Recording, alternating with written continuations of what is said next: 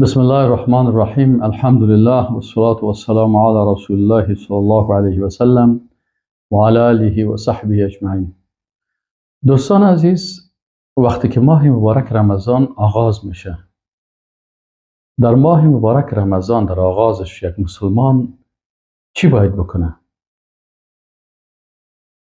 انسان مسلمان از خود سوال بکنه که من چی بکنم که روزه من قبول شوه؟ هر کس روزه میگیره، من چی کنم که روزه من قبول شوه؟ خب حالا اگر ما این سوال از خود بکنیم که چی بکنیم که روزه ما قبول شوه؟ روزه ما وقت قبول میشه که 3 چیز در او باشه. 3 شرط است برای قبولیت روزه.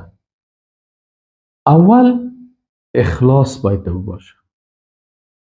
یعنی من این روزه را خاص برای الله میگیرم و این الحمدلله اکثر مردم که هستن روزهشان مخلصانه به خاطر رضایت الله می باشه. به خاطر چی اخلاص است؟ به خاطر رضایت الله هست که عملا معلوم میشه. مثلا انسان در اتاق خود می باشه، در خانه خود می باشه، یخچال هست، آب هست، خوراک هست، هر چیزی از گرسنه هست، تشنه هست، لکن در این وقت هیچ کس هم نیست، این چیز نمیخوره. معلوم میشه که رابطهش با الله سبحانه و تعالی بسیار مستحکم شده. هیچ کس نمیبینیش، میفهمه که الله مرا میبینه.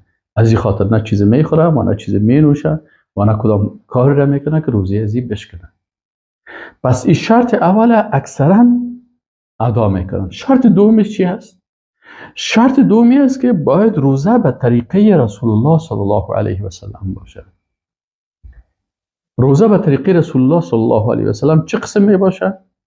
رسول الله صلی الله علیه و سلم وقتی که روزه میگیره، از چیزای حلال خوردن، نوشیدن، مسائلی که برش حلال است، شهواتی که برش حلال است، یا را ترک میکنه. وقتی که چیزا را ترک میکرد رسول الله صلی الله علیه و سلم، اینال دیگه چیزهایی که حرام است او را خب به طریقه اولا او را ترک میکرد. یعنی اگر ما میخوایم روزه بگیریم که روزه ما درست شود، وقتی که از چیزهای حلال خود نگاه میکنیم که حلال است، نان حلال است، آب حلال است، آب نمی نوشیم، آب حلاله، غذای حلالی که پیش ما هست نمیخوریم، اینال از چیزهای حرام. چیزهای حرام چی است؟ غیبت است، وقت ضایع کردن است، دیدن فیلم های مبتذل است، شنیدن موسیقی مبتذل است. موسیقی ها کلش حرام است. اینال از ساز، موسیقی، چشم خود حفظ کردن است، گوش خود حفظ کردن است. گوش انسان نباید چیز حرام بشنوه، چشم انسان نباید چیز حرام ببینه، زبان انسان نباید به چیز حرام مثل غیبت، مثل دروغ، مثل بدعت، مثل تهمت، مثل چیزهای ناروا دیا خود مصروف بسازه. اینال پای انسان نباید به طرف بره که او طرف معصیت الله است. دست انسان نباید کار بکنه که او معصیت است، بلکه کل ازی باید روزدار باشه و توسط کل از اینا عبادات الله را بکنه. این شرط دومش. شرط سوم قبولیت چی هست؟ که انسان باید خوراک حلال بخوره، پاک بخوره.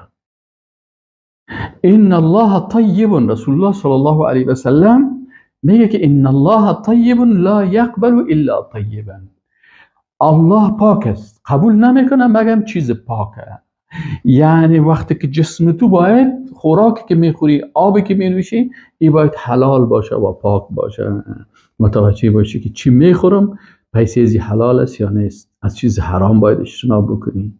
این غذایی را که میخورم این حلال است یا ناروا هست. بسیاری غذاهایی که از خارج وارد میشه، بسیاری عطرهایی که از خارج میشه، عطرهای الکلدار، و بسیاری خوراکهایی که ذبح نشده از کشورهای کفری در بسیاری جایا میره و از اون گوشت ها میخورن و متوجه نیست که این گوشت که من میخورم این آیا ذبح شده نشده. در کشورهای کفری بسیارش ذبح نمیشه و بسیاری کسا فکر میکنه که این کشورها یهود و نصارا هست. نه بابا، این اکثریت این کشورهای اروپایی و امریکایی را که شما ببین، اکثریت از اینا لایک هستن، بیدین هستن، سکولر هستن، دین خود بیخی ترک کردن. نه در قصه یهودیت هستن، نه در قصه نصرانیت هستن و نه در قصه اسلام.